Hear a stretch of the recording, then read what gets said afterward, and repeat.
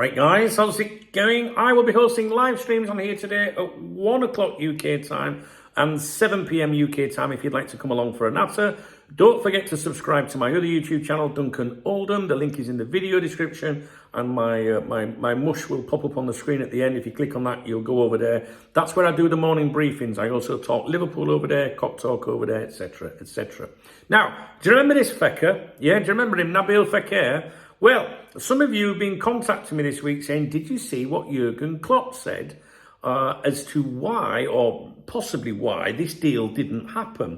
Do you remember? It was a right drama at the time.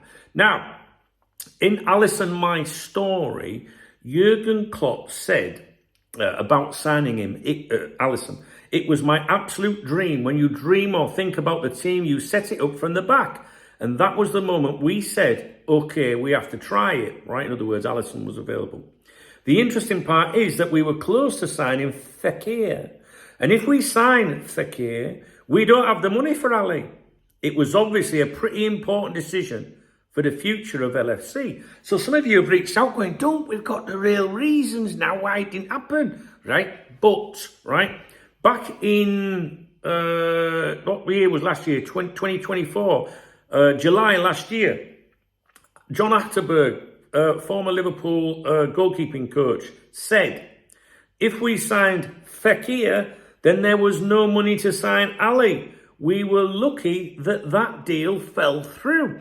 So some people were like looking at Jurgen's quotes as that's why they pulled out. He's saying, well, no, because we could have signed him, but then we wouldn't have been able to do Alison, all right? So what I'm going to do is go over some of the timeline and claims regarding Nabil Fekir, if you're interested. Have you seen the documentary about Alison? I haven't seen it yet, but I will watch it. But this one, this is where, in football, done to me is never done until it's signed, sealed, irreversible. Do you know what I mean? You often get, I get comments on here. Did I just spit then? I get comments on here sometimes, when they'll go, it's done what you're talking about. You don't know what you're fucking talking. Do you know what I mean? And I'm like, oh, right, okay, where's the announcement and where's it official? Do you know what I mean? So, done to me means irreversible, legally binding.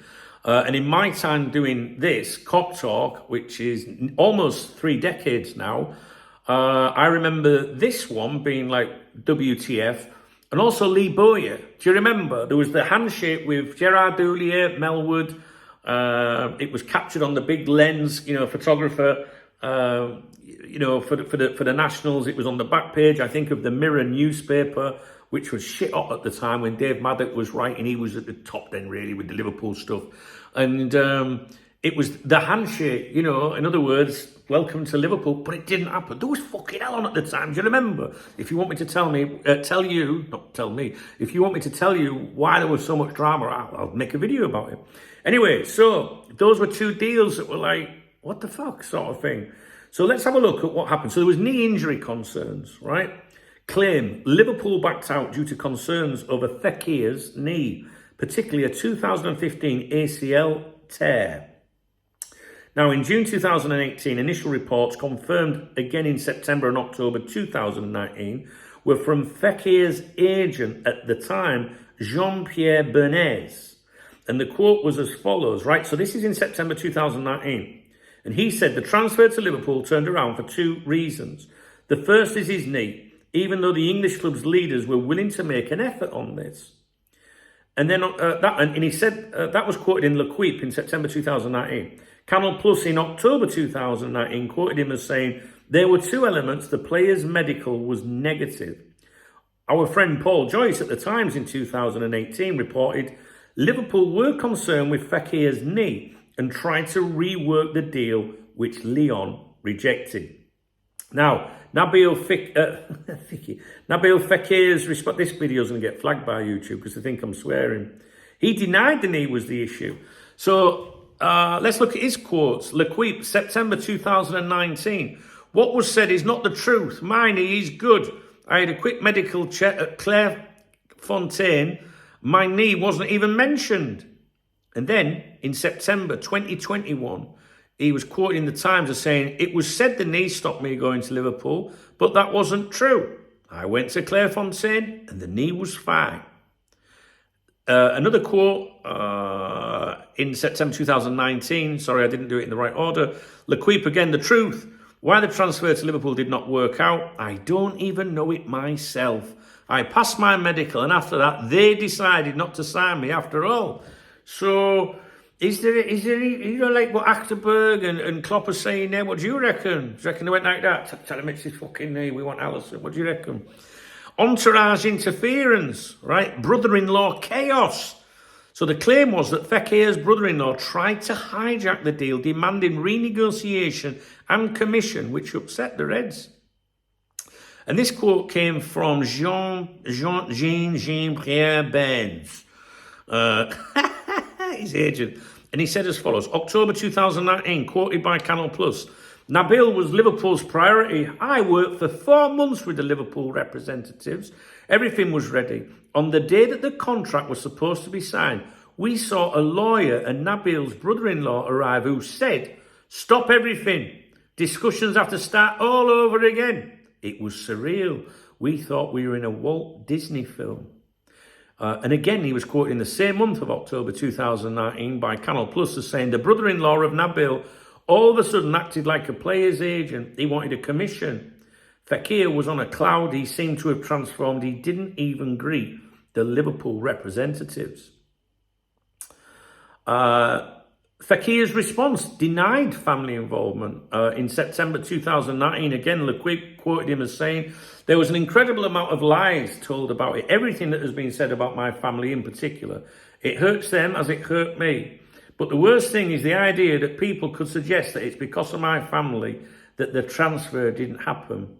It's a lie. Now, agent mismanagement comes into it as well. He claimed his agent, not his knee or his family, was responsible. So this quote goes back to September 2021. It was in the Times from Fekir. And he said, I had a problem with my agent, my advisor. It was the agent responsible for the deal not going through. It was a dark moment. The following month, in October 2021, he was quoted by Betis TV and Movistar Plus as saying, everything was closed. I passed all the interviews. I spoke with Jurgen Klopp. He told me that he loved me. We all did it. Did what? And when we were about to sign, there were problems with my representative and the negotiation broke down. He also said in October 2021, I met the coach Jurgen Klopp and it went well. After meeting him, I wanted to join Liverpool even more. He's a good person.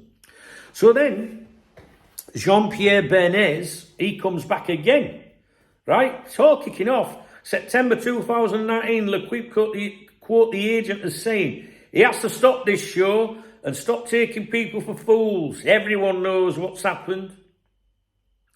Financial pivot. Here we go. Alisson instead of Fekir.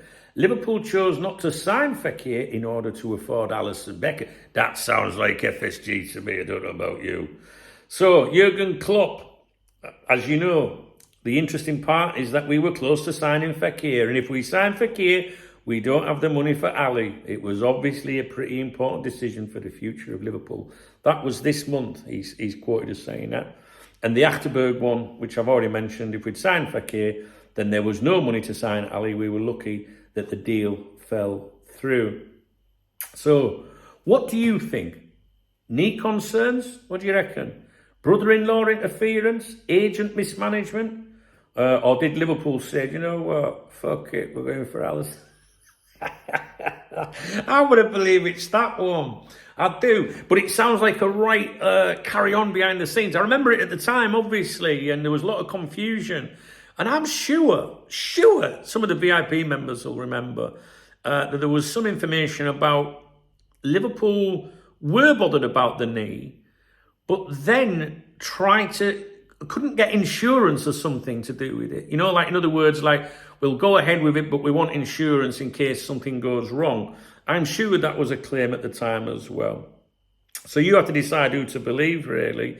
But anyway, some of you have come to me and said, have you seen what Jurgen said, Dunk? And it's like, it's not the first time that claim's been made.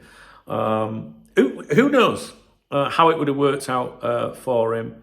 But it did sound like a lot of fucking drama going on, didn't it, in the background? So maybe Liverpool did do the right decision. Well, if it was between him and Alisson, I know who I would have chosen. Let me know what you guys think. Let me know who you think was responsible. Was it his knee? Was it just Elon? Was there an element of greed? Was it everything? You know, or did they all go, get rid of him, tell him it's his fucking knee. Boom, boom. All right, guys. If you enjoyed the video, please thumbs up the video. Please drop me a comment. That would be good on this video. And if you want to support the channel, there is a love art under the video. Give me some love, which means buy me a coffee or a beer. And I'll give you a shout out in tomorrow morning's morning briefing on my other YouTube channel if you support my channel. All right, shout out to my channel members. They're the people with the football next to their name in the comments section. If it wasn't for them, I wouldn't be able to make as many videos as I do. And especially my VIP members too. All right, guys, thanks a lot. Speak real soon.